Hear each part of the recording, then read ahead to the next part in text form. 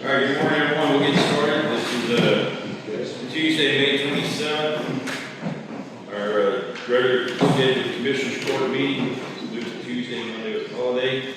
So we'll get started with an invocation and a pledge. So if you please stand.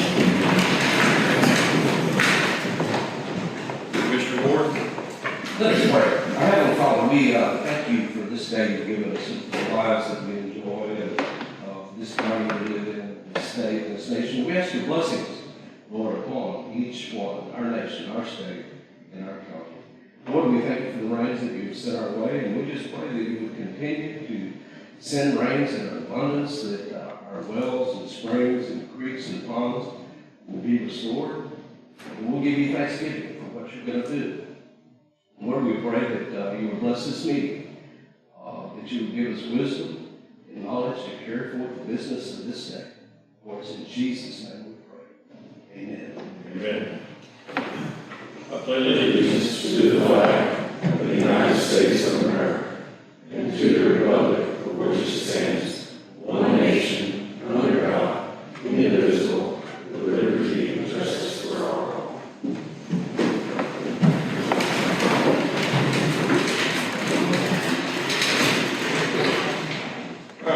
This time at 9:06, we'll call to order the meeting and the public hearings.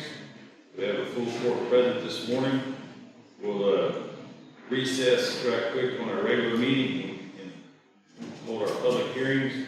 So we'll go to 4A and 4B this morning. Hold a public hearing on Kinney County's intent to enter a tax abatement agreement with Cairos Solar LLC relating to solar energy generation facilities and equipment, and a public hearing on tax abatement of Cairos Solar LLC relating to battery energy storage system facility. So at this time, we'll start those public hearings, and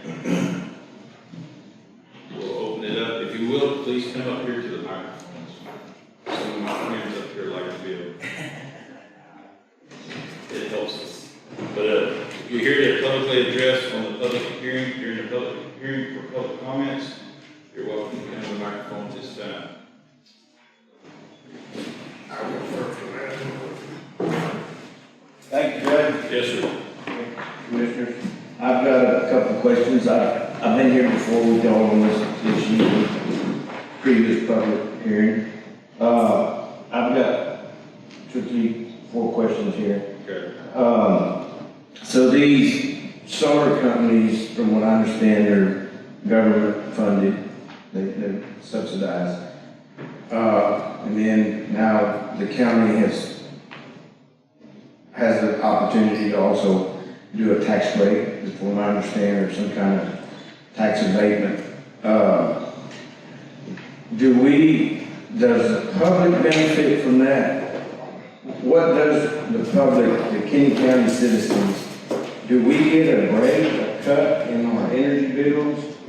Do we, what can we expect to see with this panel giving these solar energy abatements? What's the upside to it for the county recipients, the county people here, the citizens? Okay. I'll go ahead and ask all the questions. Do we have data on long-term effect? Do we have plans on, for example, these batteries that are being talked about putting in? Are we set up for an emergency, a fire, an explosion? Does Kinney County have the equipment, the people to respond to that? You hear all kinds of horror stories about them, and we wonder, that would affect us. Also, I want to mention that the other day I come through Big Wells, Texas, from Cotulla, and I went to go look at some roping cattle down there. And as I was driving down 85 between Big Wells and Carrizo Springs, I looked out for pastures, and it reminded me of a scene in that Lion King movie.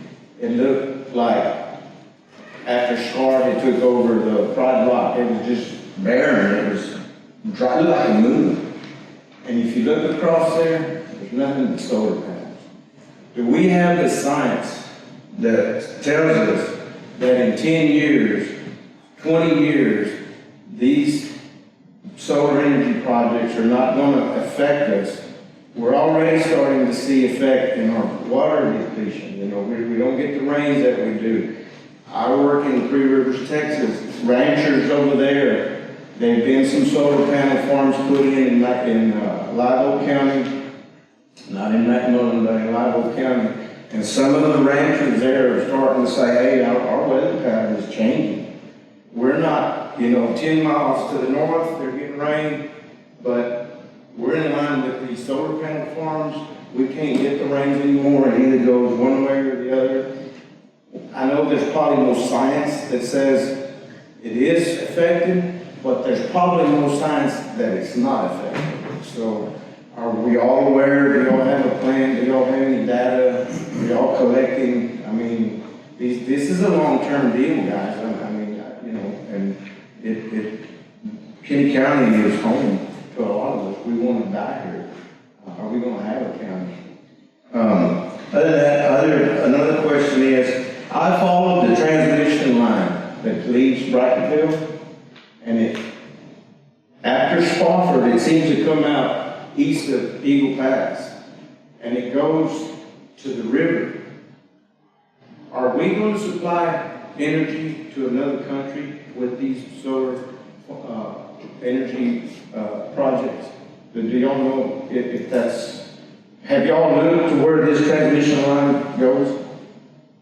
It goes to the river, because I'll trace it. And if it may be a different one, I could be wrong, but from what I'm seeing, it's going down Spofford, down the railroad, hits Eagle Pass, goes to the east side of Eagle Pass, crosses El Indio Highway, and it goes to the river. Does anybody know here if this is going to supply electricity to another country? And is it worth losing our ecosystem, our environment? Another question too is, was there some eminent domain on these lines? And is it because we're going to supply electricity to Mexico, basically? You sure across the Indio Highway? Yes, sir. It goes down that 480, you know where that 480 loop is? It goes there, and then it goes back and it crosses. Now, again, that's just what I could see from my point. That's an old line, Alex. Okay, it's not the same line? Where does that end? I thought it was that hydro plant north of Eagle Pass where they generate. But I could be wrong there too. I haven't gone. Yeah. Okay, well, I just see the same type of transmission line going across. Yeah, they didn't do any new construction south. So that was already there. Okay, well, just questioning, and I seen it and I said, look, what's going on here?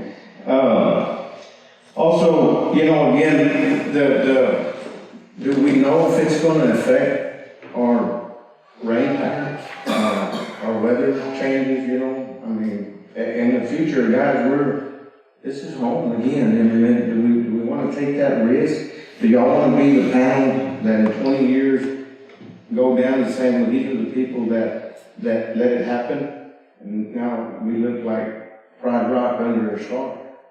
And I'm just asking a question, guys. Don't take this hard. I'm just concerned. We have other concerned citizens here that I'm sure have other questions.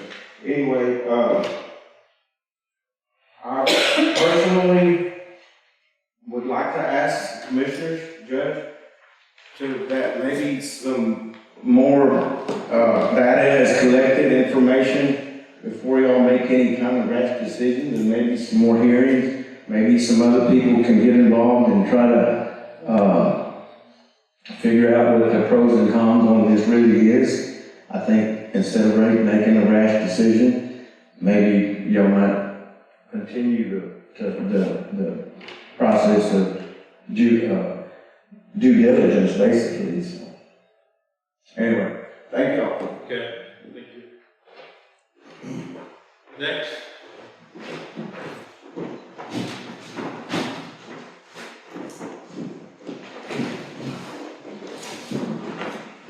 Well, what I want to say is I'm not a fan of green energy anyway.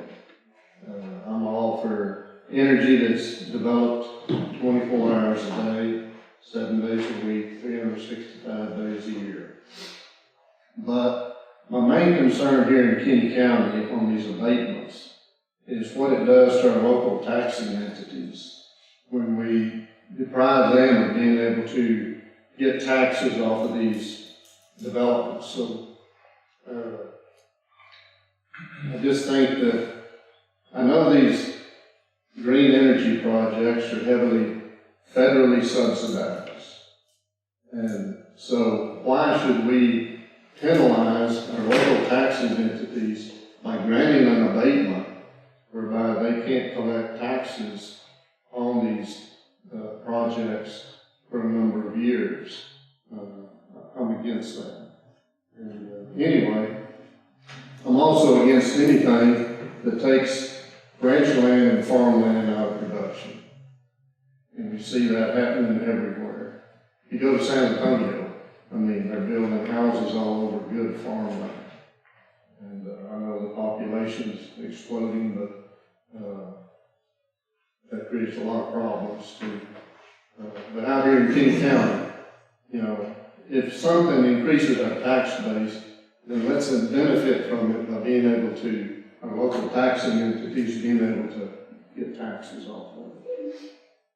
Anyway, I just want to let you know, I am opposed to granting tax abatements to any of this green energy stuff. Thank you. Thank you.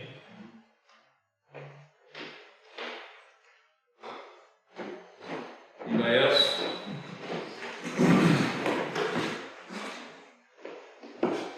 Hello, Judge, Commissioners. I'm a resident of Val Verde County, but my family's been ranching in Kinney County for 6 generations. And like Mr. Davis said, it's no joke about acreage coming out of ag production. Texas is growing really fast. I think it's happening faster here than the rest of the country. But in the United States, we're losing 1,000 acres a day coming out of ag production. And we need to have the ag, it's important. Aside from that though, I was the chairman of the Ibarra County Appraisal District, and we gave no tax abatements to anybody. We got wind energy and solar energy, but it's not green energy, because there's no studies in the country that show what it does to bees, monarch butterflies, migratory birds. I can tell you that if there's a solar farm up against the fence, your wildlife and your livestock is not going to utilize that pasture up to the fence. There hasn't been any lawsuits yet, but it's just coming down the road before somebody's going to have solar panels up to the fence line of their property, and then they can get some research done and show that basically there's going to be a dead zone all the way around the solar farms because they're hot. And I don't know if you're aware, but it's a national crisis right now with the shortage on bees. Just another environmental issue that I have with solar and wind energy. I don't know, you know, there's no studies on solar, but I know that the wind energy is killing bees, butterflies, and birds by the thousands. And I just think everybody needs to pull their own weight, and if the property owners have to pay full taxes, then these people should pay it too, because that's all it is another business. It's like we're trying to scratch out a living with livestock. If there's enough meat on the bone, they'll come anyway. We get no abatements in Brackett County, and they still come. Thank you.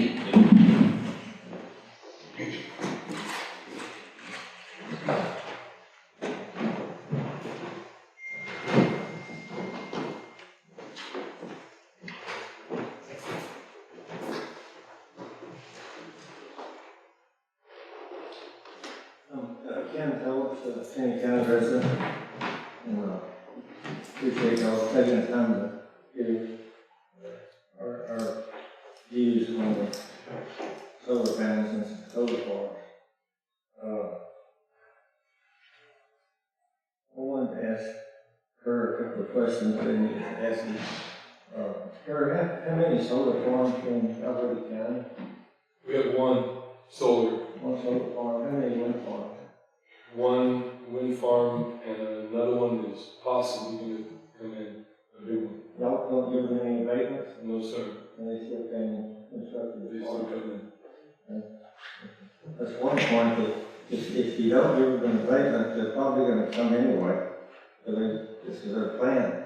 And yet, according to the internet, they get up to $50,000 per acre in subsidies from government agencies to build a farm.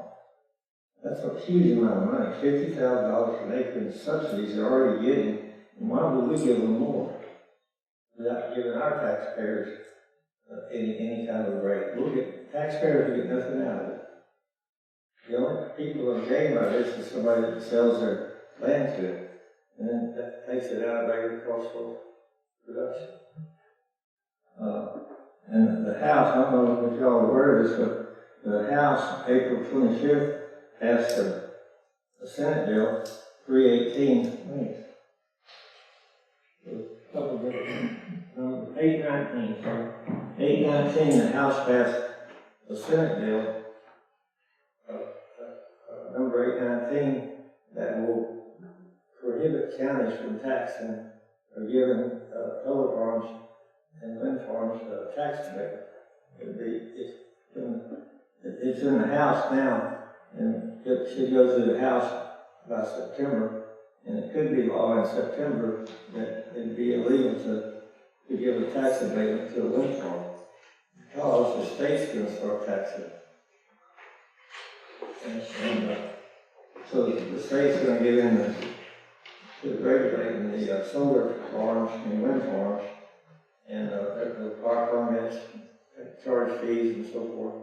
So this is, if y'all are trying to give them a tax abatement now, it's going to be in conflict with this law. Could be grandfathered. I haven't read the bill, I don't know how it's worded, but I know it's not going to be legal to give a tax abatement after September 1st if this bill passes. And it passed by a huge margin in the Senate. So I think we have lots of support.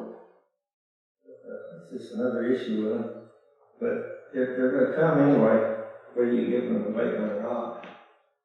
And that's just something to consider too.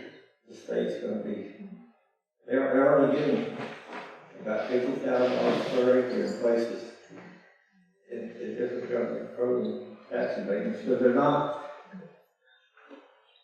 it's not a viable way to produce it. One of the reasons it's worthwhile, it's only worthwhile because we're paying for it as taxpayers on the federal level. That's about all I had to say. You should all consider those things before you do something. And I think besides y'all granting this a tax abatement, before you do, I think you should give the voters an option to get the voters' opinion on it. There's just a few of us here, but the voters should have an input or something that major, in my opinion. Anyway, thanks for your time, guys. Appreciate it.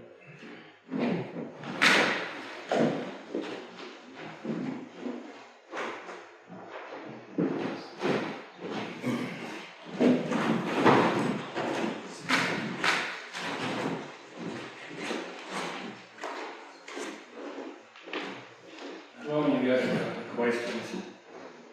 I know that this thing is not going to provide any jobs, and all they're going to do is mow it. Anybody with operation is going to get it from out of town to operate it and maintain it, as far as electronic work. But what is it going to do to our land in 20 years from now when these things fall apart and leak into our water? And this is something that you better look at real close, because when that stuff does hit our water, there's no way to extract it back out of our water. And our water is our only viable means of survival in this part of the country.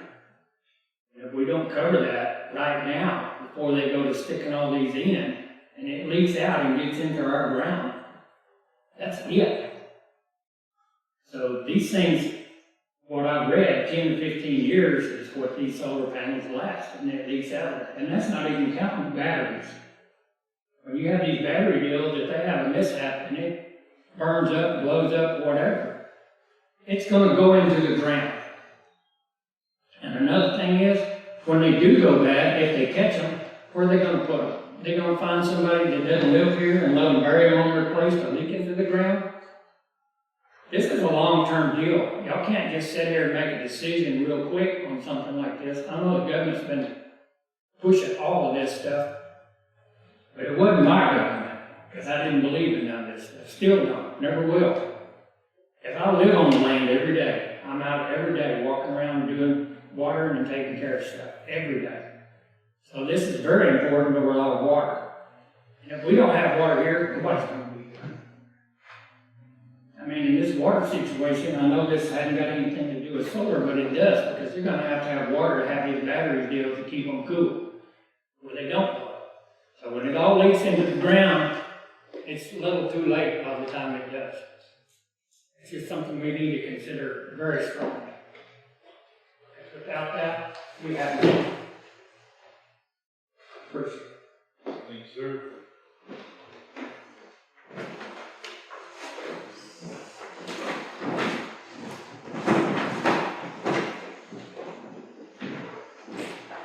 Good morning, Judge, County Commissioners. Thank you for allowing us to speak on this issue. I'm here this morning asking that you vote against the tax abatement for both the solar energy generation facilities and the battery energy storage system. As this gentleman just mentioned, there's a State Bill 819 that was just passed. It goes into effect September the 1st, and it's going to restrict the development of the renewable energy projects in Texas. So that will at least help to monitor. They'll have to do permits. There's going to be more restrictions on that, which I think that, like other people have mentioned, for y'all to consider.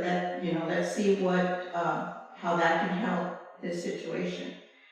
The bill will also prohibit taxing authorities from entering into agreements with the renewable energy projects of a capacity of over 10 milliwatts or more. We don't know if any of these solar farms for consideration have a capacity of 10 milliwatts or more, but we do know, megawatts, or more, but we do know that our county leaders should not be giving free money for people to construct businesses, especially ones that could be harmful to our environment. So, please take that into consideration.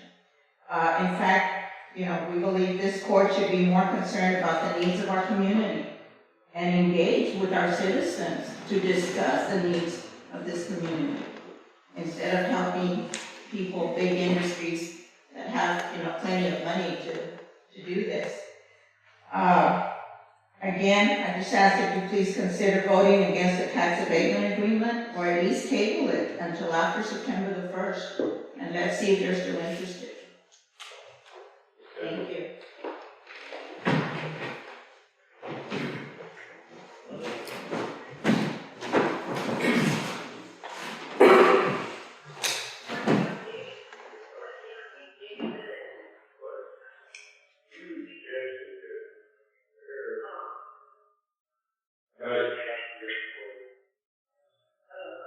If you're on the phone call or you want to speak during the abatement, if not, please mute your phone during the public hearing. Okay, well, I gotta go.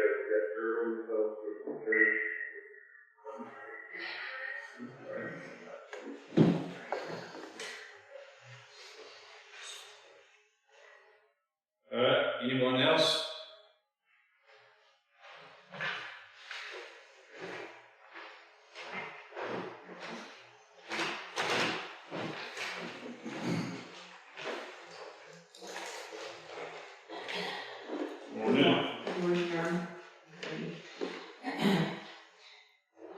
I moved here a couple years ago. All my family lives in Buddy Brothels, so I personally got to witness the whole Edwards Aquifer, Fulton Quarry, overexpansion fight for several years, and it was very passionate. And what it has done to green and all those beautiful lands is frightening and sad. Coming here one of the most beautiful things about this county is our beautiful migratory patterns that we have going on. The science is not here, but there is some science. It does affect. I remember barbecuing up at Texas Tech where they have the solar farms, and the morning we woke up to cook, there were dead birds everywhere, all over my car. I was just like, it was like an Armageddon. I was at Texas Tech. So, please be considerate of one of the gems of what we have here is our beautiful, beautiful migratory systems that go through everybody's ranches that creates a stability. And it would be nice to see in the future that we, as a group, ask our citizens, gosh, our pipes are about ready to blow up. Every block has a leak right now. Every single block has a leak. That is frightening. And so we have work to do inside our infrastructure, and these are important things when we're giving out tax breaks. Business will come, but the type of business we need here should be in manufacturing on our resources that we have here. We probably have about $1 million worth of prickly pears that blow up in the summer. Gosh, that would be a wonderful business for some of those jellies and, the Brackett jellies and things like that. There's a lot of money to be made. But things that are destructive to an already sensitive environment, you guys are holding the next generation in your hands. And I ask you, as a resident here that loves this town, please consider those things as you make decisions moving forward. Thank you for your time. Thank you. Good.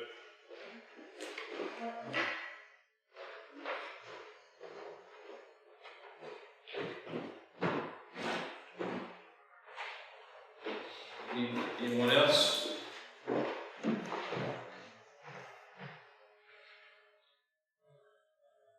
All right, public hearing, is simply held for, is a public hearing for those purposes. Where y'all have come and express your concerns and so forth. There was the public hearing for this abatement there was another one held a little over 30 days ago and stuff. So we took those into consideration as well. We'll take these into consideration.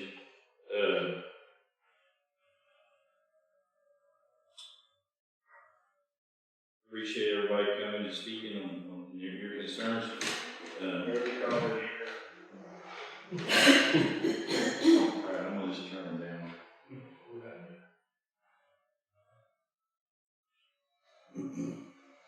Let me ask if there's anybody on the phone that wants to address public.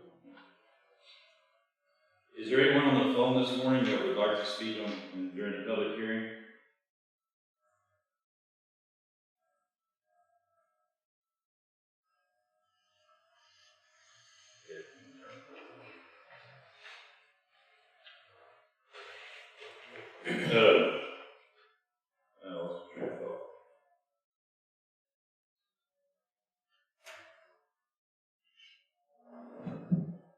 Yes,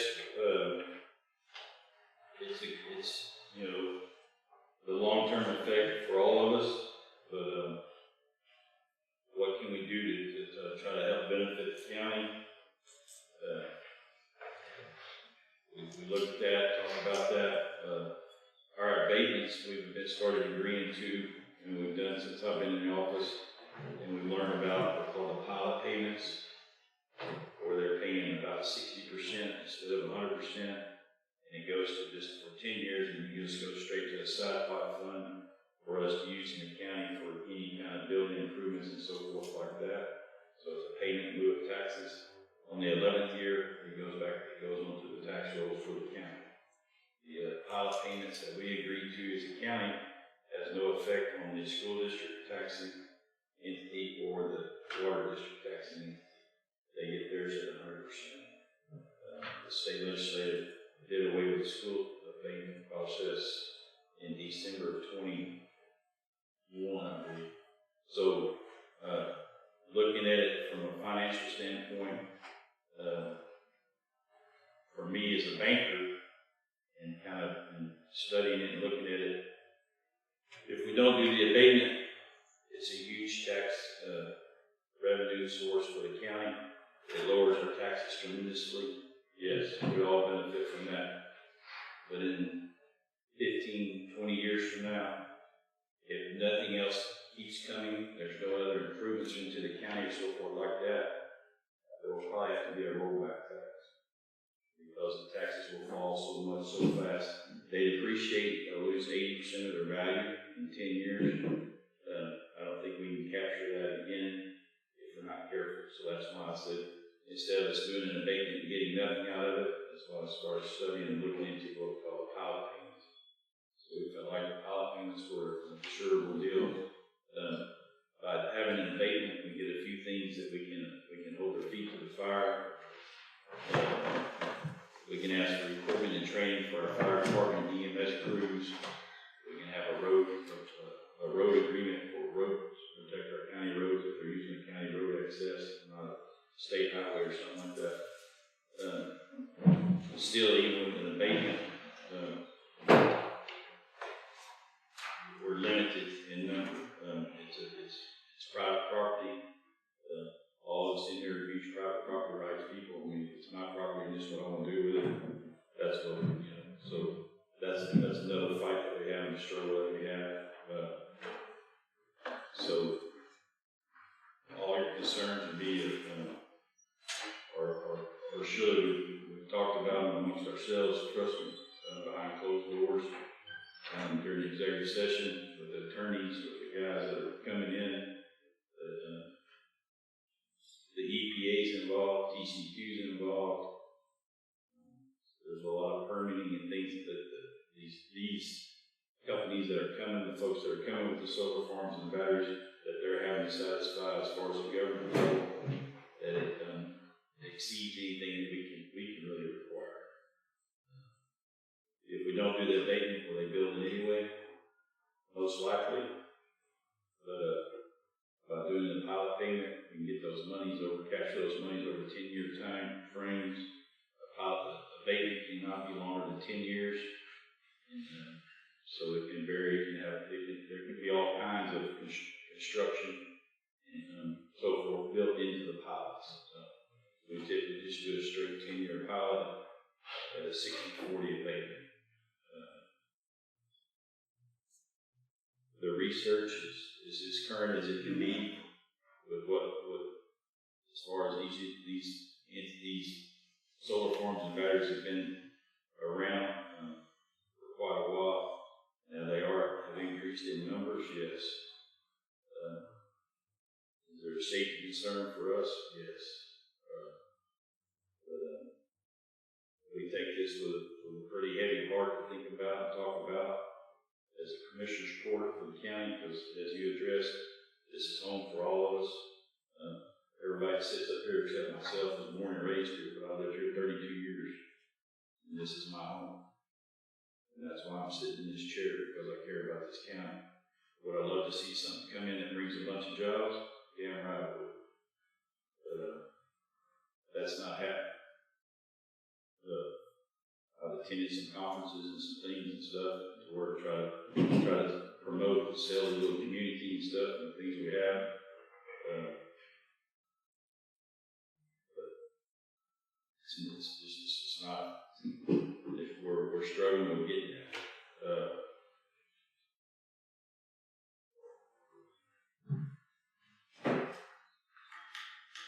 Yeah, the state may do away with it as you're addressing the 819 bill.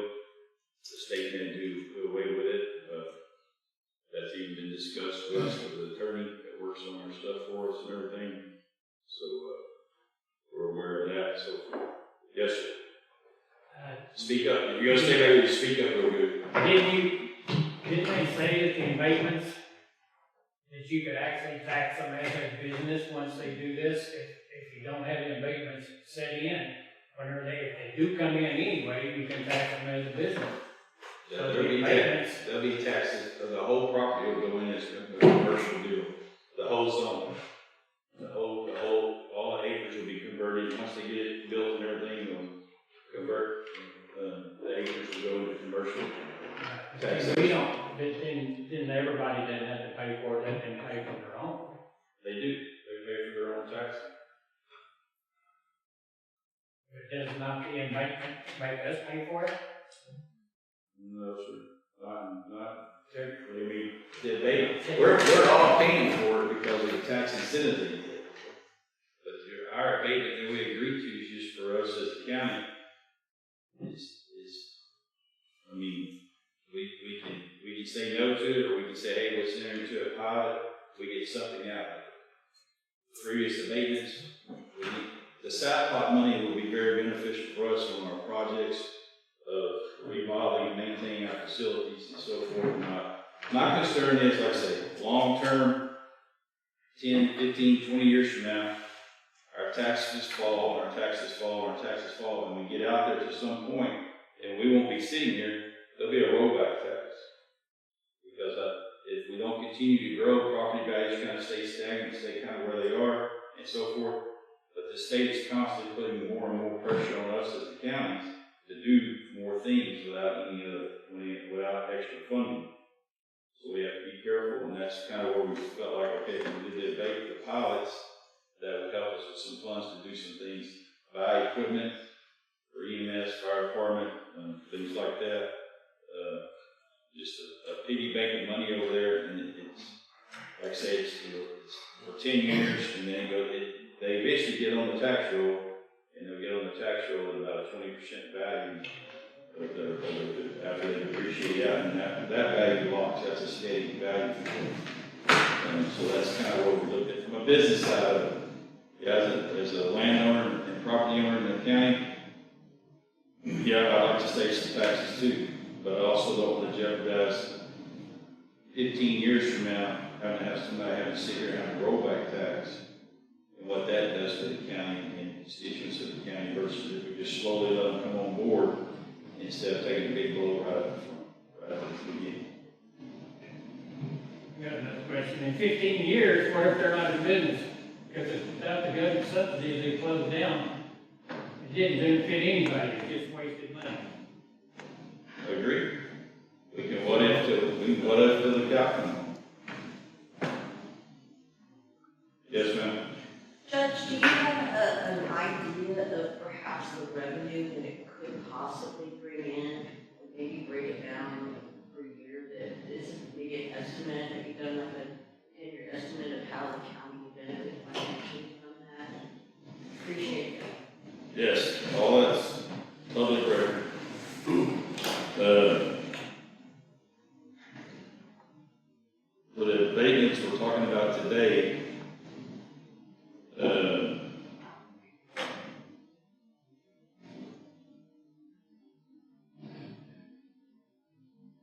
this one is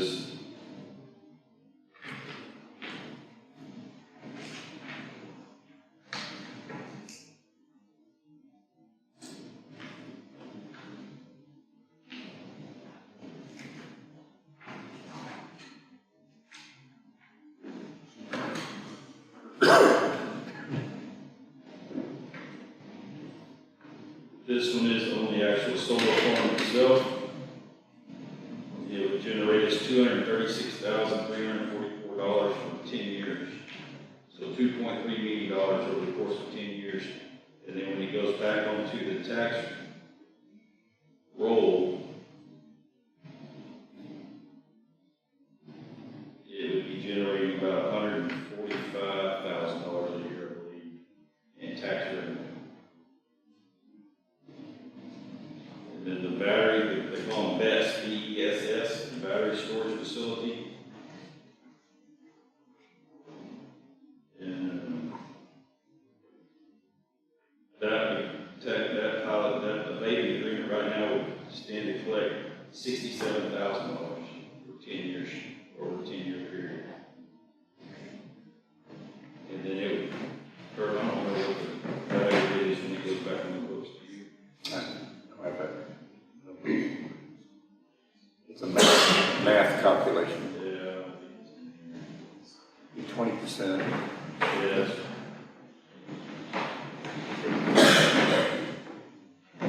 So, Kinney County, you can idea.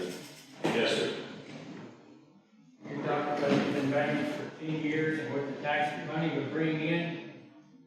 If this leaks out into the water, is that cost effective? If the water water gets contaminated, is it worth all that much money to everybody?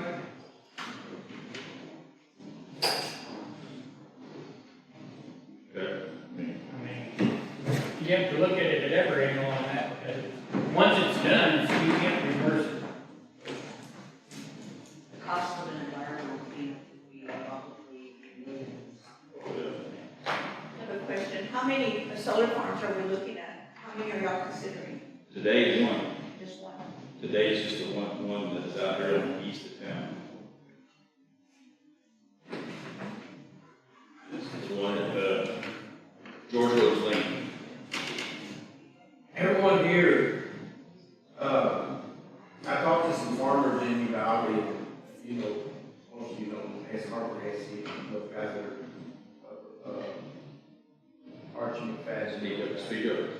Archie McFadden, Harper has, some of the farmers in Valley, they've got great concerns, and they were asking about that, now that you said it's gonna be the one on George Rose Lane, I believe it's the one y'all we're talking about today. And they do have concerns. I invited them over. I said, it's a public hearing. I know we all are not from this county, but, we might, you know, give them an opportunity to state their opinion. The farmers down the road, our neighbors. Okay. Like I say, this has been posted for 30 days. Everybody needs. Yes, sir. Since that Senate bill just passed last week or 2 weeks ago, 25th of April, why wouldn't y'all just postpone this or delay it until September to see if the House bill passes and then the state will regulate all of this? It seems like, are you trying to just get it done before the state bill goes into effect? The state is going to regulate this, and they'll have a lot more capacity and ability to control it than the county will on one by one basis. One of you commissioners, maybe my commissioner, would one of you commissioners just vote to table this until after September 1 until the bill is passed or not? Okay.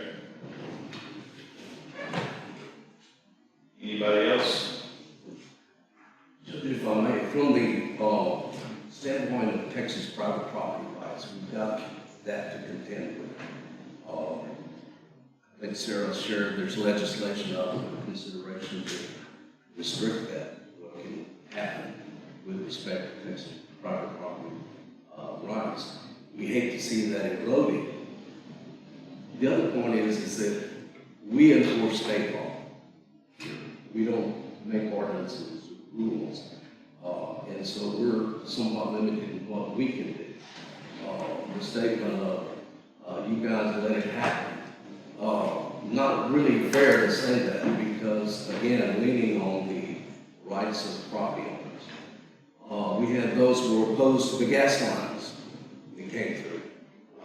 Long-term environmental issues with respect to that. And yes, share those. I don't think any of us have one. Or a solar farm. The way the solar farm came to be originally, the one on the Campwood Highway across the track, was that the school came to the county with respect to an abatement. And they were enthusiastic about gaining a considerable amount of revenue from that. And so they prevailed. I was county judge. It was on my watch, that one. The wind farm was not, but the first solar farm was. They were enthusiastic. It was an opportunity for the school to get ahead financially. And so at that time, the Commissioner's Court was very supportive of the school and wanting to get the school up and going and have the resources they needed to educate the children. And so it would be unfair for us today to not revisit some part of history here to see how did this all evolve. So to an extent, I guess, being a poor county with respect to ad valorem tax value, that it was looked at as attractive what it has meant in cost savings. I think the question was asked. What do we get out of this? Well, there's been, and I think I'm real close, forgive me if I'm a few pennies off, but 20 cents on the tax rate has been, gained and or saved on the part of the taxpayers as a result of the increase in value. Now, from the standpoint of abatements, yes, you can say, well, they're getting a break. Well, they're paying a big, heavy fee for that as well. There's a lot of money that's been generated and paid into to the county, from these particular, what we describe as green industries that have come in. And so I think, and to my point in saying that being poor from an ad valorem tax value, it was kind of alluring in a way to say, hey, look what we can gain. Did it benefit the taxpayers? Yes, there's no doubt about it. Did it benefit the taxpayer from a financial standpoint? Now, when you look at it overall, you may say, well, the environmental issue, yes, none of us could argue with that. On the aspect of battery fires, we can't put them out. That question's been asked over and over. And no, I don't know of a fire department in the United States that can put one out. That's been proven. And so we're somewhat, I guess you'd say, in a vulnerable position, wanting to, I guess you'd say, generate revenue other than depending on taxpayers, and to observe Texas private property rights as well. And so where do you find, I guess you'd say, where do you find equality in all of it? Do you say, no more gas lines? No, you can't put a gas line on your property. Well, we can't do that anyway.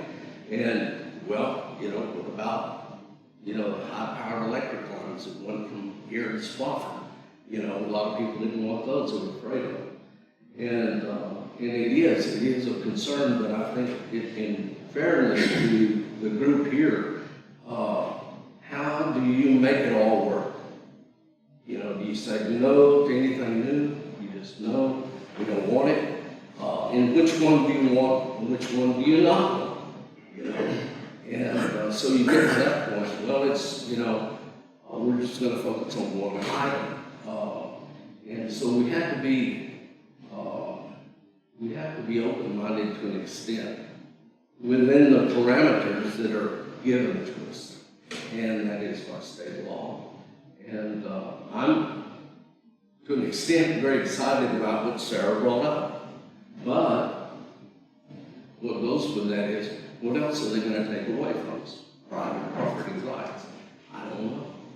But I felt like it's important to address those issues that were brought up and to not let it just, I guess you'd say, dangle without being addressed.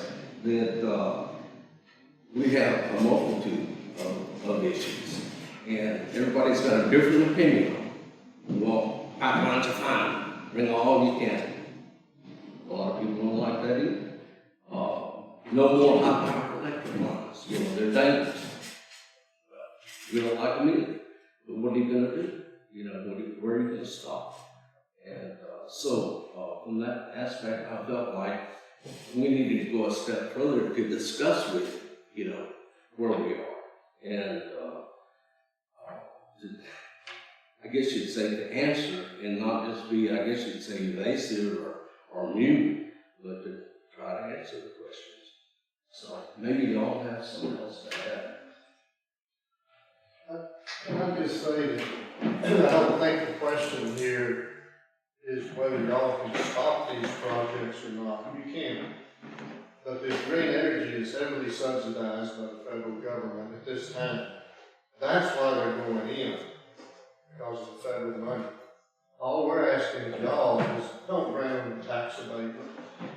They're going to go in anyway. Not because of your tax abatement, but because of that federal money. So why grant them a tax abatement? I think that's the question being asked right now. I think we got painted into a corner because we got started with it. And I should have been a little more, and yes, could we back out now? Yeah, probably so. But we just kind of, I guess you'd say, and I think the blame for the very first one, but we're enticed And, oh, well, yeah, okay, we'll go along. And then the second one came. And so, I think it's only fair to say, how do you fall, you know? And the intent is good, but it may not have been turned out exactly the way everybody wanted it to.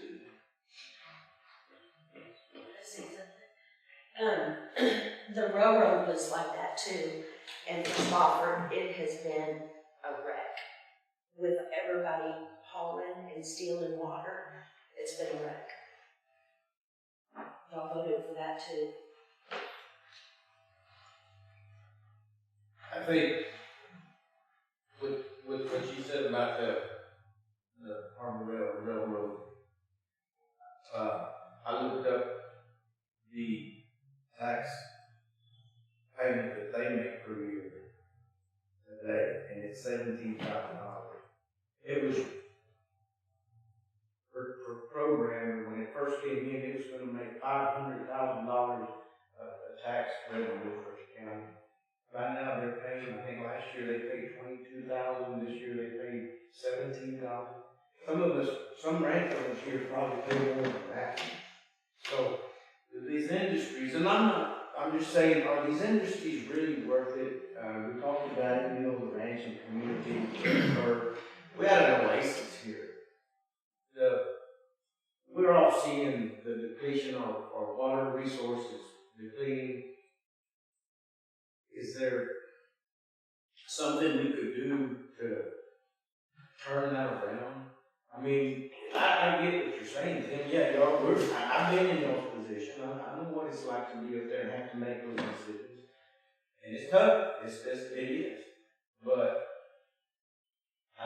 again, like Mr. Phillips says here, of course, the state may come in and help you on this side. That might not be a bad thing to wait for 2 months and see what involves that.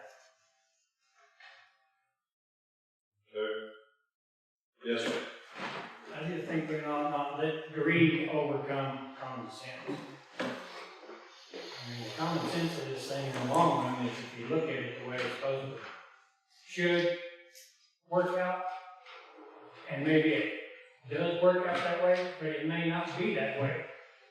So we have to think about it about common sense, not the money, what it's going to do to our land. And the future. I mean, Okay. not everything is all about money.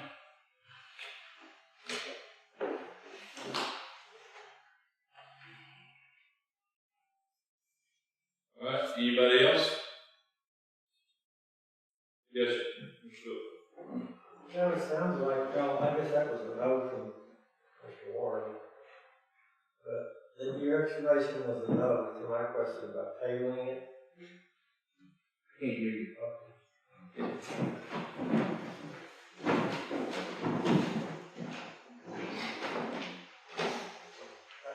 I guess your explanation was a no to my question about about tabling the issue for now and waiting until September to see what happens with the state regulations. Maybe y'all are so far along in your negotiations with the company that you're obligated, or you feel obligated to them. Your obligation is to the residents, the voters and the residents of Kinney County. And at least maybe one of you would see that and just table it. I'm not saying shut them off, just say we're going to reconsider after the state has an opportunity to regulate it. They're going to pass something. The state will pass something because they're going to make money out of it. It's that simple. They're going to pass a law. It may change from what the Senate bill is right now, but they'll pass the law this year because the state's going to regulate it because they want to get the money. And they're bigger than you are. But anyway, if it's just one of you table it. We're not obligated to anybody. Well, the county gets to the company, no. Yeah. I hear what you're saying, but you've been around longer than me. We're putting an awful lot of faith in the state. I hope it works out. I'm not saying that they're right. Anyway, that's all I have to say. Thank you, guys. Thank you. Anybody else? I'll just say that you mentioned a while ago that these solar farms depreciate over 10 years, after 10 years down to 20% or less of their initial value. So that if you issue an abatement, then in 10 years, when they can be taxed, they're worth a lot less than they were initially. Therefore, the tax revenue that local entities could get from them, or the county in this case, would be a lot less than what they can get now. I still say they're going to put them in anyway, whether you issue an abatement or not. And again, why do it? I have one more thing to say. Thank you for the Speak up. I think you should vote against it because nobody's going to come here to see our solar farms. I'm just saying, y'all.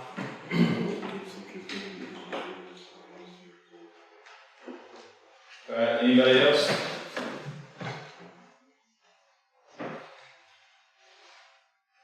All right. Again, on behalf of the court, thank y'all for coming. Thank y'all for addressing this. I can say that you speak of the same concerns that we ask when these guys come and talk to us, and so forth.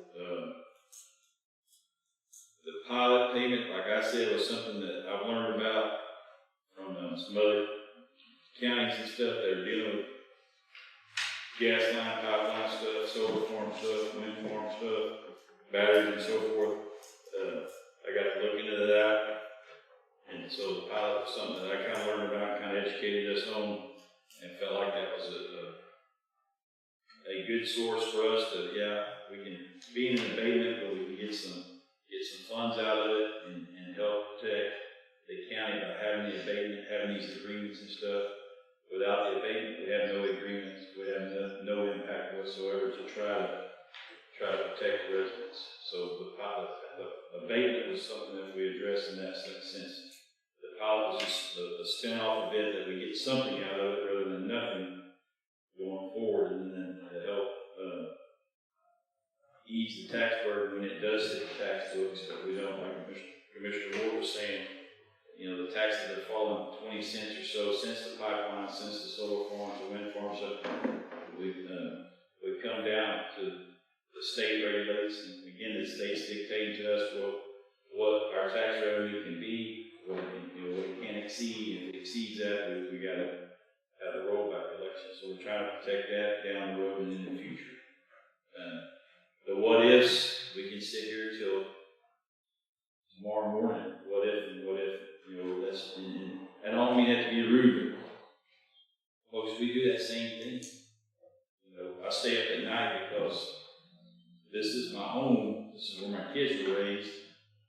And what's it going to be like in 30 years from now from something, a decision that was made right here today or tomorrow or after September 1st? All right.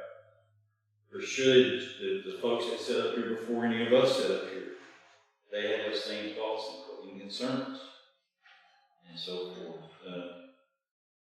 We can take the prosperity and the growth and try to manage it as best we can, or we can simply put an iron fist out there and we just stay stagnant and we hurt ourselves more than we help ourselves 30 years from now. So how do you really know the what ifs here? With that being said, no other comments from the court? Judge, when you mentioned the term rollback, I think a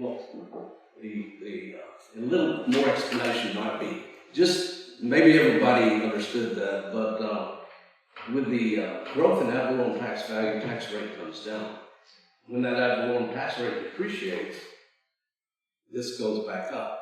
And I think the reason he mentioned rollback is that would be an option to the taxpayers if we were forced to begin to increase to offset the depreciation of that added value, whether it be the pipelines or whether it be solar farm or wind farm. But does that make sense? In other words, you got the benefit of a lower tax rate because of the high value, but as that value depreciates, boom, boom, you see what I mean? Tax rate has to inch up to offset. And so again, it's not 100% win forever. You gain on the beginning, but then all of a sudden, you gotta say, well, how are we gonna offset what the depreciated value is over here on all these new added assets? So it's I guess you'd say it's something that you have to really stay on top of, or the county can get caught short big time. You know, if you keep ignoring the fact those are depreciating down, and we're talking about the green energy items, pipelines and others added to that, then you're forced to say, oh, wow. And the rollback term is the option available to the taxpayers to roll it back to the allowed increase annually, which has been reduced by the legislature. It used to be 8%, now it's down, I think it's under 5% now. It's been that you can increase to offset depreciation. I hope that makes sense. A term that kind of, rollback is the proper term, and it's one that we want to dodge.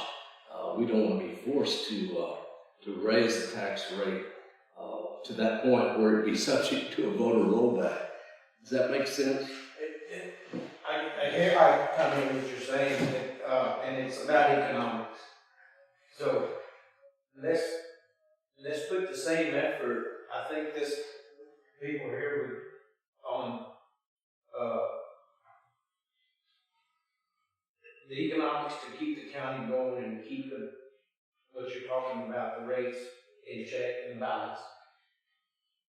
But what about the countryside, the ecosystem, we need to throw that in there too. We need to really think about that. In 1986, you may remember this, there was a seismic group of people, oil and gas people come through here thumping.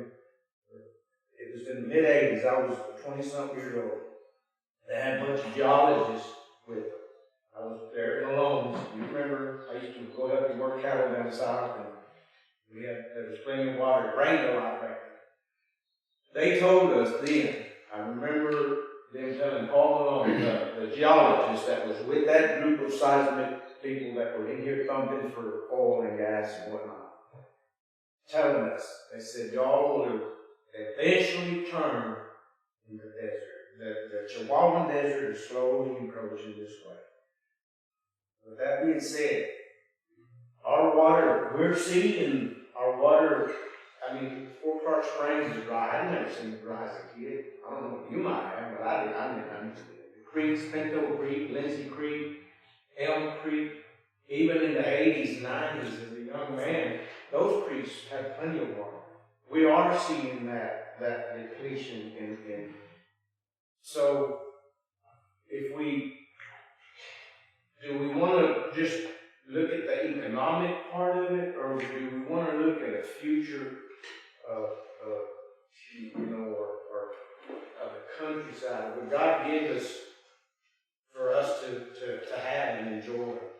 I think I would like for y'all to balance that out. At least think not only the economic part, but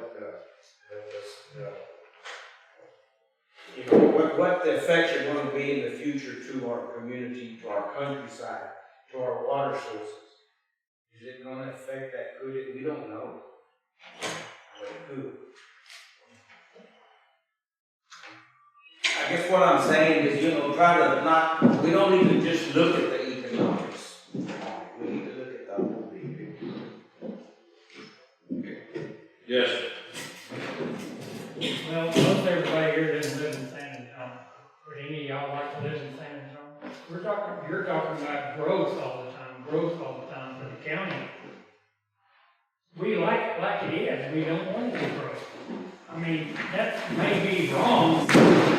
That's why people are actually here to keep them smaller down, because we don't want to live in a place like San Antonio. So we just keep growing, but we're not growing by adding solar panels in winter. We're not growing anything. That's not helping the people. We want to keep it like it is, keep it where it's pure. why we moved here, that's why we stay here. If we want to live in places like San Antonio, we'd move to San Antonio, big cities. But we can't keep growing it and expect to have the luxury we have here of being in the silence and without all the crime and everything. The growth isn't what we're looking for, what most of the people in town are looking for. They wouldn't be here if they wanted to live in a big city, they'd be in a big city. Okay. Anybody else? Judge, would it be unheard of to put together a small commission to really study the economic impact of this? I mean, for a month or two, with the citizens and figure out, I've got 5 great ideas how to bring manufacturing here. I just need to sit down with some people that can help me. There's Charco, Springfield, Oregon lost all their timber business, okay? And it was the highest methamphetamine. I worked for a company there, a small family chain out of Eugene. They brought in Kingsford Charcoal started there with all that leftover chips, wood, and everything. Changed the community. Look at Kingsford Charcoal now. You know, that's one example. Again, I drove around, I've been driving around for 2 summers trying to figure out how to collect all the fruit around here because it's such an asset. There's companies that want that prickly pear fruit. It's pure, it's organic, it's from Brackett. The flavor is delicious. It makes wonderful smoothies and stuff. We just need to find the manufacturer that would really be interested in us harvesting. These are our commodities, and there's more. But I just want to give you a couple of strong examples and these are things that coincide with a healthy ecosystem and environment. So please think about it when you think about economics. We have somebody here that's very passionate about bringing the right type of business here that reflects who we are and keeps that small town feel, but also brings some pride in manufacturing. We have a couple of resources here that we don't even realize. You know, everybody talks about water. You know, the Edward San Antonio's in stage 5 now. It's unheard of. It's unheard of that they're doing that. So we just need to be and I would love to, you know, bring my time and my ideas on how we've changed small communities like this, where Eugene, Oregon is still called Blue Jean, but look what it has a university, the Oregon Ducks and all that, and cakes for Charco. They took a small community that had a terrible methamphetamine problem and turned it around. There's an idea there I'd like to take you guys to think about. All right. Anybody else? Commissioners? I always have something else to say. Good. I trust we'll receive this not commingling issues at all. Having been involved in local government for probably too long, a number of years, I would have to say at this point in time, it's one of the better times as far as being able to say your tax rate dropped considerably. The services offered to the public have increased considerably. So we're doing it for less money. We were able to fix streets.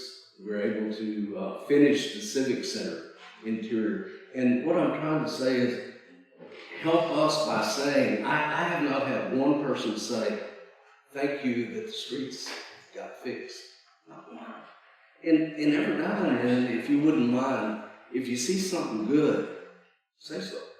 You know, it doesn't always have to be that we meet each other under these circumstances. And certainly I'm not sitting here saying things to get reelected at all. I'm just saying we need to be a people that see both sides. Hey, there's good happening. Saved us on our taxes, and look what you were able to provide, you know, and we want services. When we took a countywide poll and it was well received, over 700 responded. Number 1 was streets improvements, number 2 was drainage, and we've tried to address both of those as best we can, but there needs to be at some point a degree of saying, hey, you did something right, you know, you did good, instead of, you know, constantly, you know, and I can say this because if I don't get reelected, that's okay. But it needs to be said in this community, we need to be positive about something. And I have tried to voice that through the years. And if any failure on my part, it was probably that it wasn't able to convince the public. Say something nice, Say something nice. You see it, you drive on it. The fire department responds, EMS responds, sheriff's department responds. And there are good things happening, folks. It's not all bad.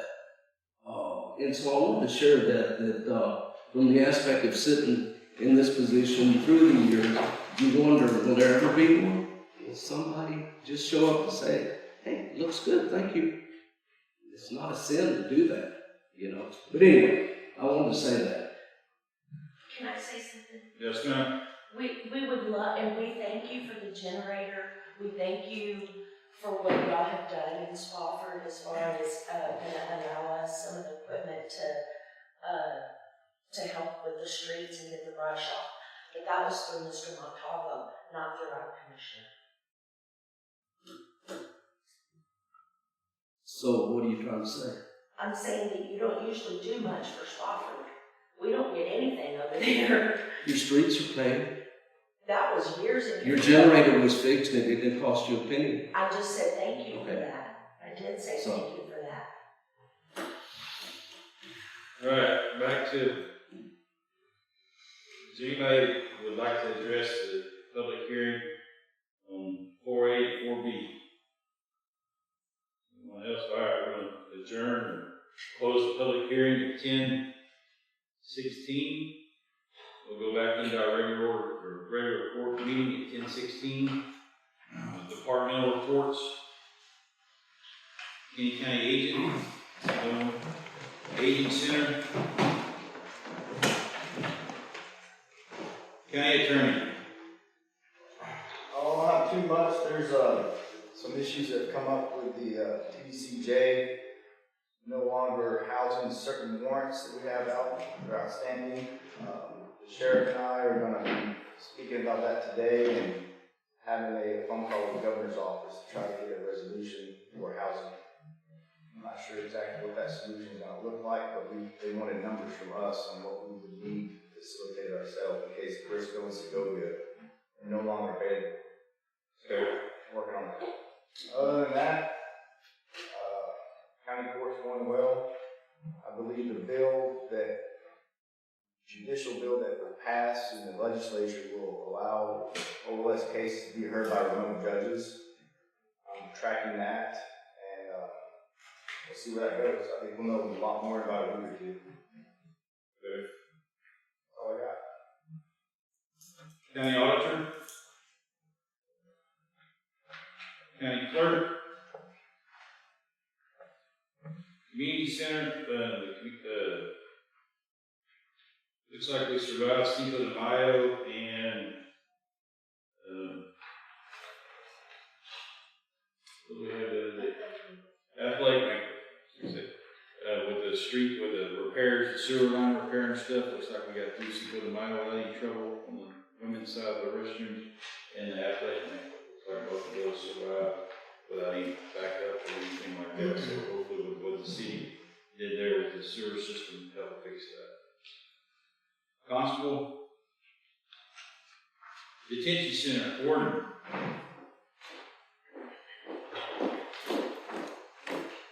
Morning.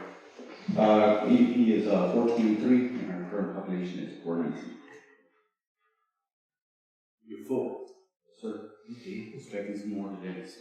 We expect that. Okay. Thank you, Warden. EMC. EMS.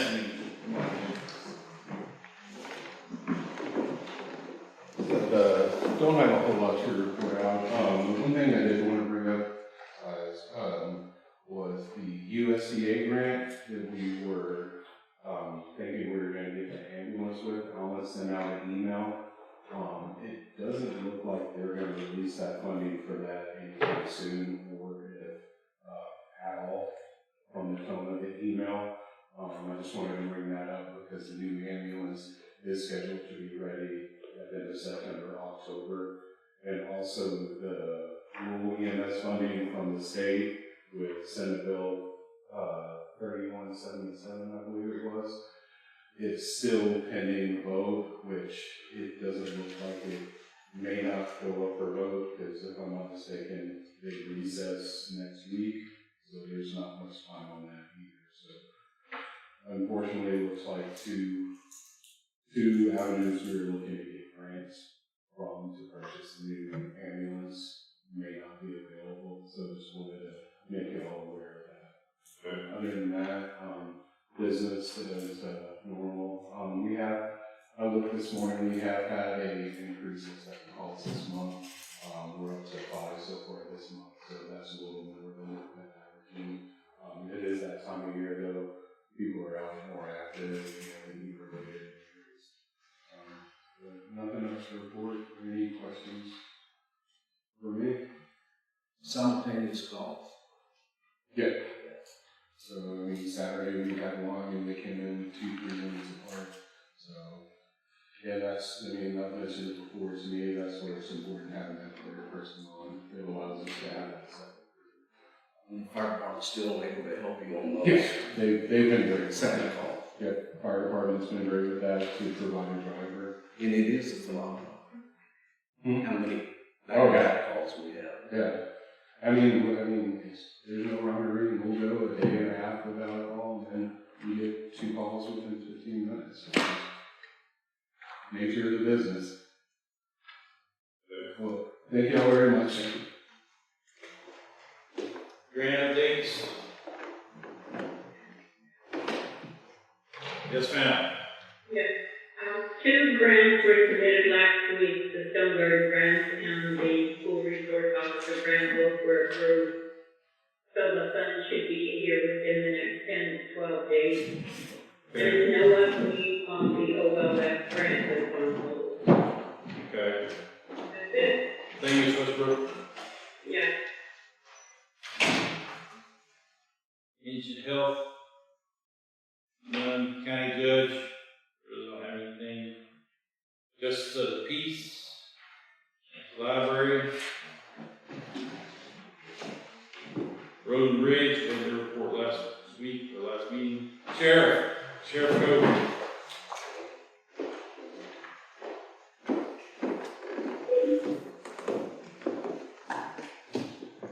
Good morning. Morning.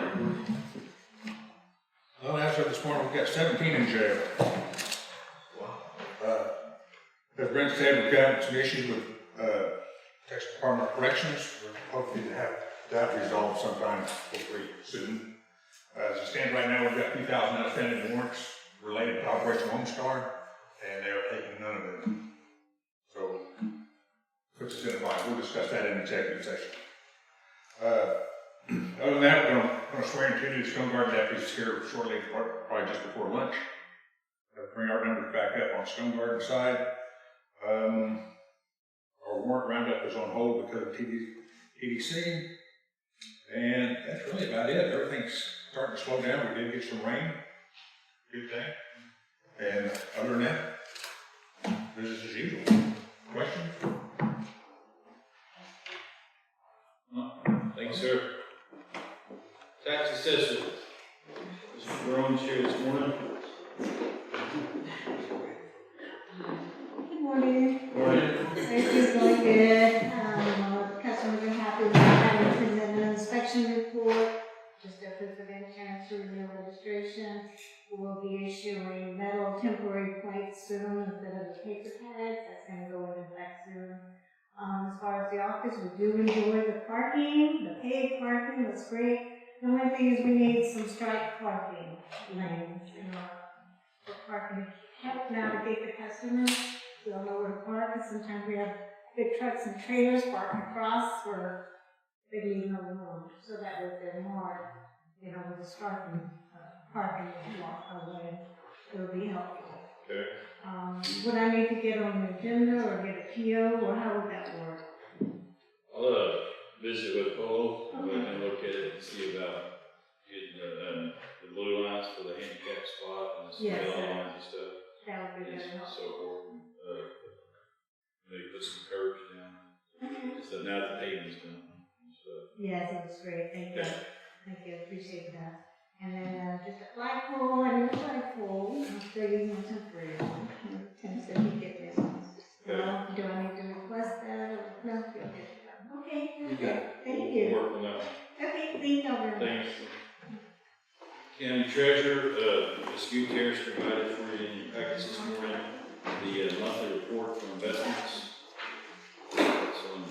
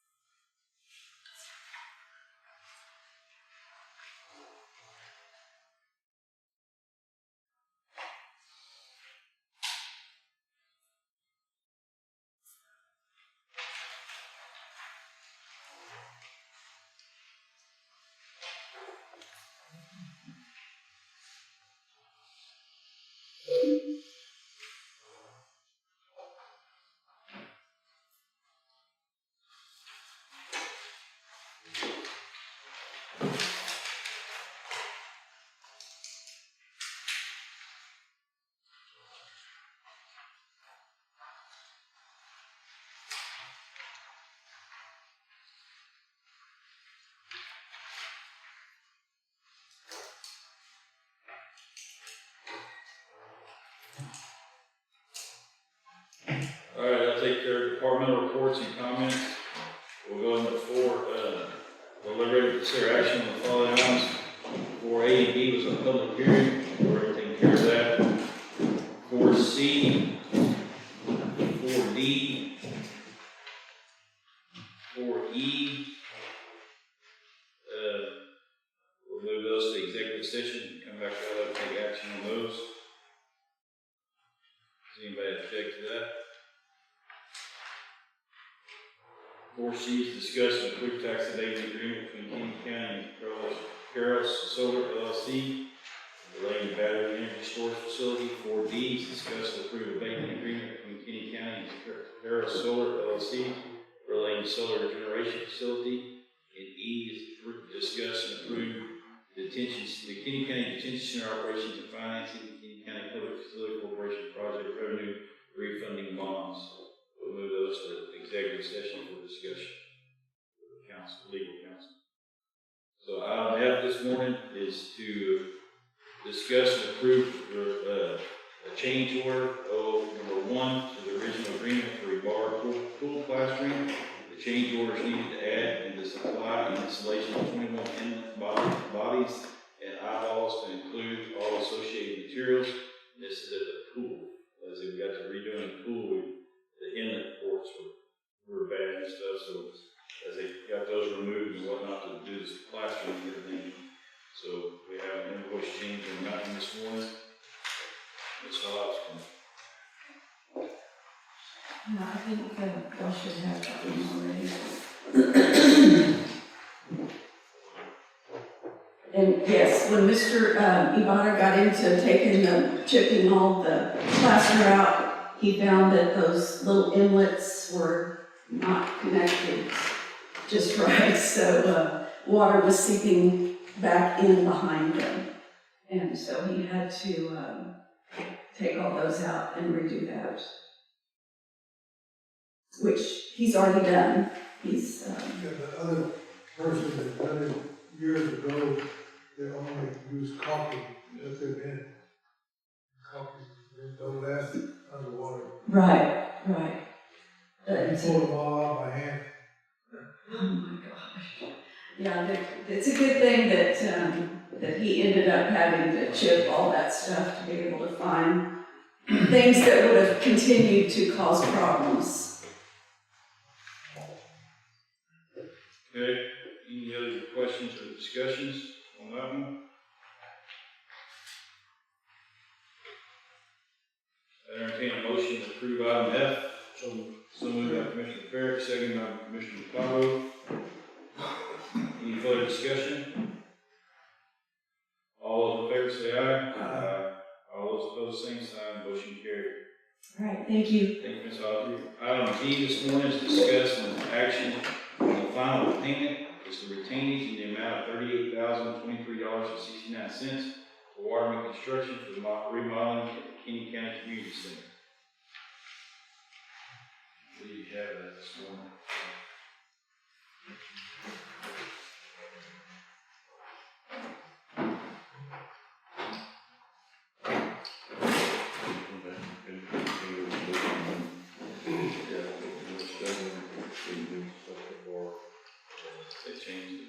They changed the plug in the kitchen, did all that, the stove's in now. We got the gas down all that. Nothing that I know of. Everything that's done at the civic center, the funeral. That I know of.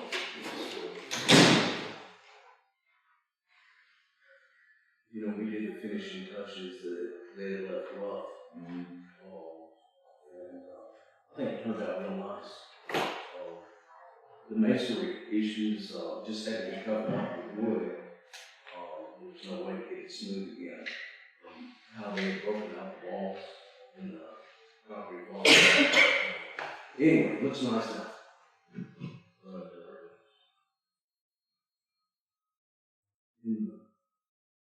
The new sewer line is working well, is that right? Yes, with the city worked on everything, I believe we resolved that issue. I believe that resolved it. So I entertain a motion for item G this morning. So moved by Commissioner Dotson, second by Commissioner Ward. Any further discussion? All those in favor say aye. Aye. Motion carried unanimously. Item H this morning is discussed only is the proposal for fireworks, certain fireworks for the 4th of July.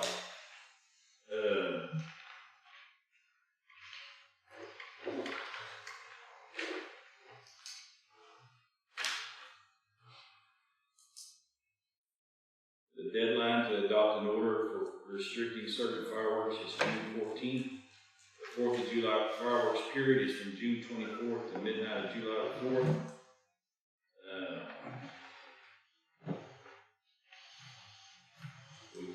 We have the authority by local government code 352-051 to regulate certain fireworks in an unincorporated area of the county under drought conditions.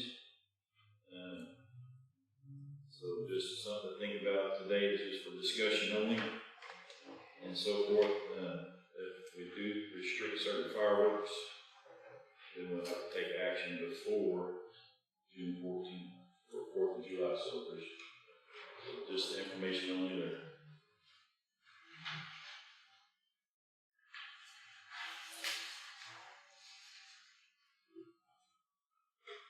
All right, approve, we'll skip down to item 5 this morning, is approve and disapprove Kinney County previous minutes. We have none. Departmental budget adjustment reviews and amends in 2024-2025 budget is needed. We have none. Approve the bills and or disbursement after the Kinney County Community Center. We have none.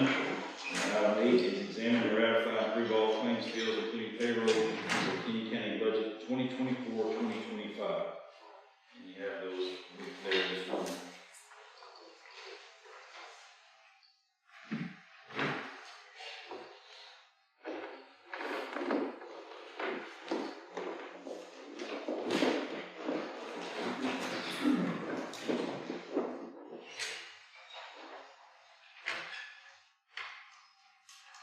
Judge, I asked for a correction on county dollars. Okay. The county expense, not a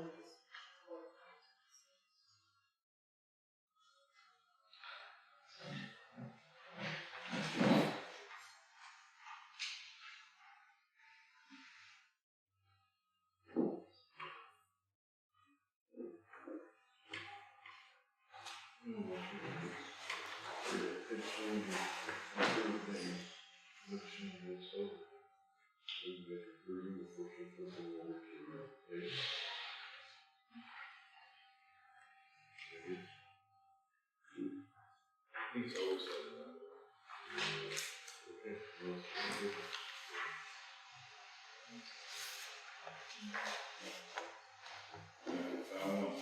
think this is, once we approve them, yeah, that's what it's, but I think if it's just paper, I think wrap it on. Yeah, makes sense.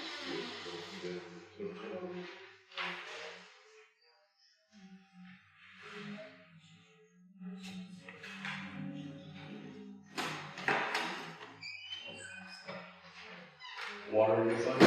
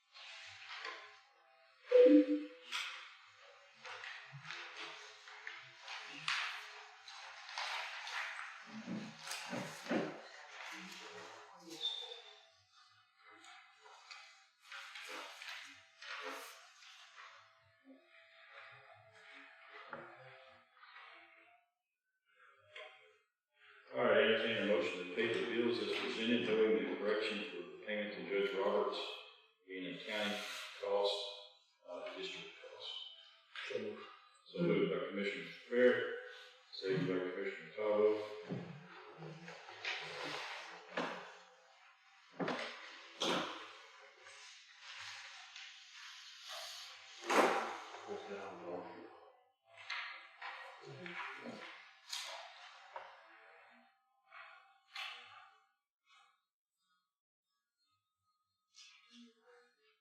Yeah, they went up from $3,400 and something dollars. Almost $400.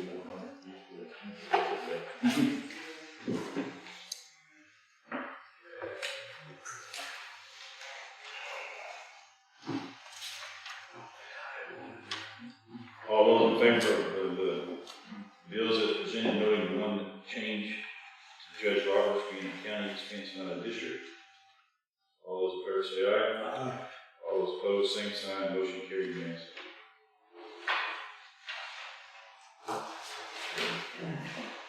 All right, item 9 is discussion of other county business.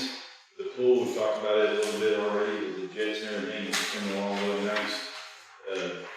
Hopefully they'll be through with that by this week, hopefully. We have our pool safety guards lined out to get the pool open and so forth. We talked about the sewer at the community center, which is for the mile and Lake Makewood.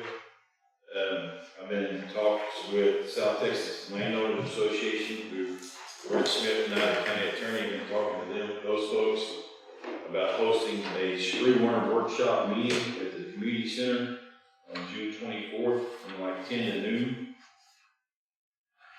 to discuss this new world screw worm issue that's been talked about, and so forth. For the South Texas Landowners Associations, Charles Maley, him and I visited a little bit this week, late in the week, last week or so. But he's coordinating to get folks from like Texas Department of Agriculture, Texas Wildlife Association, Texas Cattle Ranch Association, USDA, and some folk, try to get some folks, coordinating with those folks to be here on the 24th. But set it up and do it at the community center, set it up like we would district court when we had court over there, and let it also be a Zoom meeting for those folks that can't drive in or something. But just have some sort of little meeting at that time, just to educate our landowners and so forth, and what steps we can do, or what maybe out there as preventive measures now that we can start doing, just in case. As you know, they're talking about building a facility in the valley for the flies and stuff, to release the flies again. There is a facility currently in Panama, the United States owns part of it, and so forth, and I believe they released 10 million flies a day. They're having a hard time getting out of Panama. The Mexico government's not allowing them to fly into Mexico to drop the flies to help try to eradicate the flies. So right now we know there's a little over 1,000 cases of screwworms in Mexico, the southern end of South America, southern end of Mexico, Panama down there. With so the flies about 700 miles from the border right now. So that's our concern. What government agency's taking the lead on that? USDA? I'm thinking USDA. Tony Gonzalez has been pretty adamant about it up in DC for us and stuff. But I think USDA, but the facility they're talking about helping build, and USDA funding is as well. To get it built, but they're talking about it can be 3 years before they got it built, but then it also could service. Then it would maybe be turned over to the state, to the extension service program, for them to have a facility to do research and studies and so forth, but also be able to maintain the fly eradication stuff. So, but that was the plan for June 24th.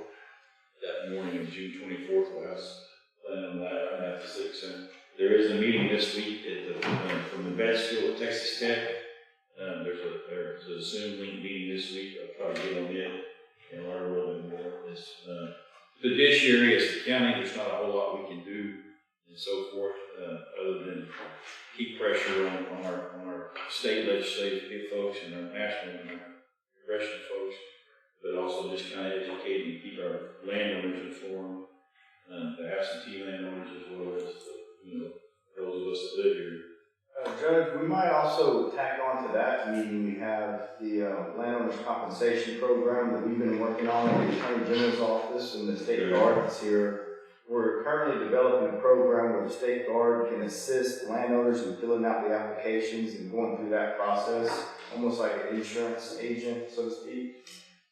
We had a meeting with the Attorney General Friday, and it went very well. And there's a couple non-disclosure agreements I'm going to look at to see, make sure everything's in place, and where a landowner can, if they want to apply for any damage that's happened from September of 21 forward, they can contact the county or the State Guard and get plugged in with them.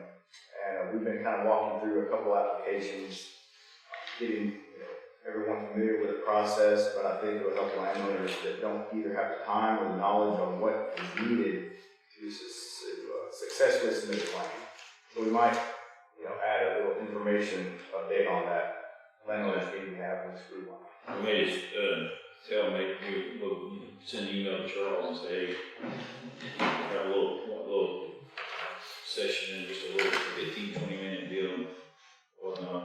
But what Mr. Smith's talking about there is the funds that the state set aside for do the OLS situation and stuff and all the illegal immigration and the bailouts. The state set some funds aside that the landowner could apply for, compensation of fences and things like that. Real property stuff, not necessarily your tractors or your Polarises or your trucks and things like that, but like the Cairos Solar pump, a windmill, float rods, cut your fences, run through fences, and so forth like that. But that's about all I have for other county business. What was the target date? June 24th on the pool floor. I'm hoping by the end of this weekend. But the date that's actually going to open is when? June 5th. It will probably open it, it'll be closed Monday, Tuesday, Thursday evenings, Friday evenings, Saturday evenings, and then Sunday evenings. We are full time and stuff.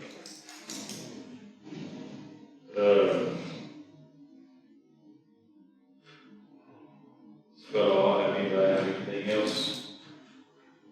All right, we're going to executive session.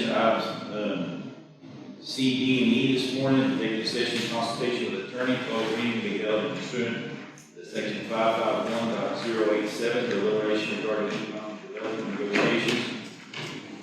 Closed meeting regarding commercial or financial information related to economic development, tax abatement negotiations, and deliberation regarding contract negotiations where deliberation in open meeting of detrimental effect on the county's interest for the third party, and section 551.071 of the government code regarding consultation with attorney to seek advice on pending and contemplated litigation, settlements, and other matters which are confidential under discretionary rules of the state bar, on which the duty of the county attorney. The attorney for the county undertakes the disciplinary rules of professional conduct clearly conflicts with Open Meetings Act regarding negotiation of legal responsibilities related to Cairos Solar LLC, Kinney County PFC, and OGO Corrections. And that's items for C, D, and E. We'll also in closed session discuss personnel matters pursuant to 551.074 government code, and also executive session to discuss legal matters with Texas Government Code 551.071 and 551.121, consultation with attorneys and commissioners and consultant needs seek advice from attorneys regarding any matters described on this agenda. So with that being said, we'll call it 10:46. We'll recess. Take about a 15-minute break. Need a little break.